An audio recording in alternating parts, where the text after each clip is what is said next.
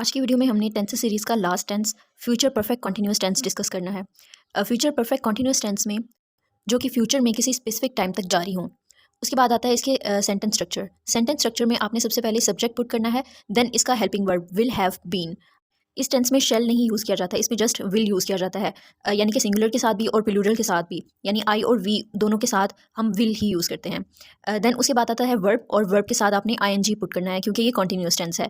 Then object, और object के बाद आपने सिंस और फॉर पुट करना है, और उसके बाद पॉइंट इन टाइम, यानी कि वो स्पेसिफिक टाइम जो आपको सेंटेंस में दिया जाता है जिसके अकॉर्डिंग आपने सिंस या फॉर दोनों में से एक पुट करना होता है। देन इसकी एग्जांपल्स हैं। फर्स्ट एग्जांपल है she will have been studying. Sentence structure को फॉलो करते हुए सबसे पहले मैंने यहाँ पर सब्जेक्ट लगाया है, और इसमें सब्जेक्ट है शी, देन इसका helping verb will have been, then उसके बाद है इसका वर्ब विद आईएनजी। यहाँ पर वर्ब स्टडी है तो उसके साथ हमने आईएनजी पुट करना है, यानी स्टडीइंग। सेंटेंसेस ऐसे होते हैं जिनमें आपको पॉइंट इन टाइम नहीं बताया जाता, कि यानी एक स्पेसिफिक टाइम नहीं बताया जाता, तो इसलिए आपने उन सेंटेंसेस में सिंस या फॉर को पुट नहीं करना होता, सिर्फ उनमें करना होता है जहाँ पर आपको टाइम बताया जाता है। तो ये एक सिंपल सेंटेंस था, इसमें आपको टाइम नहीं बताया गया, तो इसलिए आपने यहाँ पर सिंस और फॉर दोनों में से कुछ भी नहीं लगाना। नेक्स्ट है I will have been waiting since 3 PM, यानी मैं 3 बजे से इंतजार कर रही होंगी। अब इस सेंटेंस में आपको एक स्पेसिफिक टाइम बताया गया है, इसलिए मैंने यहाँ पर सिंस यूज़ किया है। सिंस और फॉर की डिटेल वीडियो मैं ऑलरेडी बना चुकी हूँ, उसका लिंक मैं डिस्क्रिप्शन में भी दे दूँगी, आप वहाँ जाकर इसको देख सकते हैं। नेक्स्ट है they will have been living there for 10 years, यानी कि वो वहाँ 10 साल से रह रहे होंगे। इस सेंटेंस पर भी ऊपर वाले एग्जाम्पल्स की तरह सेम रूल ही अप्लाई होगा। सिंपल सेंटेंसेस के बाद अब आते हैं इसके नेगेटिव सेंटेंसेस। नेगेटिव सेंटेंसेस का सेंटेंस स्ट्रक्चर भी सेम होगा। इसमें जस्ट आपने क्या करना है, सब्जेक्ट के बाद जब आपने हेल्पिंग वर्ब लगाना है तो हेल्पिंग वर्ब में विल के बाद नॉट लगाना है, देन हैव बीन, और उसके बाद जो बाकी सारा सेंटेंस स्ट्रक्चर है वो सेम ही रहेगा।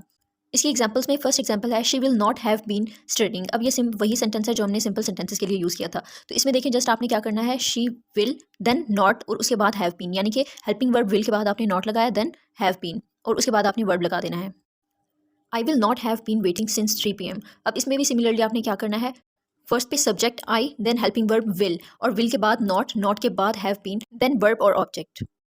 नेगेटिव सेंटेंसेस के बाद अब आते हैं इसके इंटेरोगेटिव सेंटेंसेस। इंटेरोगेटिव सेंटेंसेस के जो सेंटेंस स्ट्रक्चर है उसमें आपने छोटा सा चेंज ये करना है कि जो हेल्पिंग वर्ब है विल, उसको फर्स्ट पर लगाना है। पहले हम जो है वो सब्जेक्ट फर्स्ट पर लगाते थे, लेकिन इंटेरोगेटिव जो सेंटेंस है उनमें आपने विल को फर्स्ट पर लगाना है, यानी कि हेल्पिंग वर्ब फर्स्ट पर, then subject, then have been, और उसके बाद आपने वर्ब, ऑब्जेक्ट और सिंस एंड फॉर और पॉइंट इन टाइम लगाना है।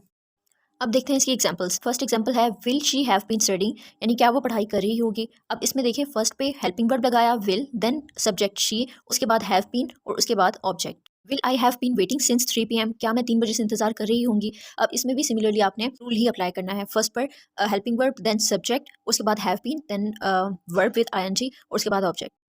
नेक्स्ट है how will they have been living there for 10 years, यानी वो 10 साल से वहाँ कैसे रह रहे होंगे। अब इसमें WH क्वेश्चन है, तो उसमें आपने क्या करना है, हाउ को फर्स्ट पर लगाना है, और उसके बाद आपने हेल्पिंग वर्ब विल लगाना है, then subject, then have been, और उसके बाद जो है वो वर्ब और ऑब्जेक्ट।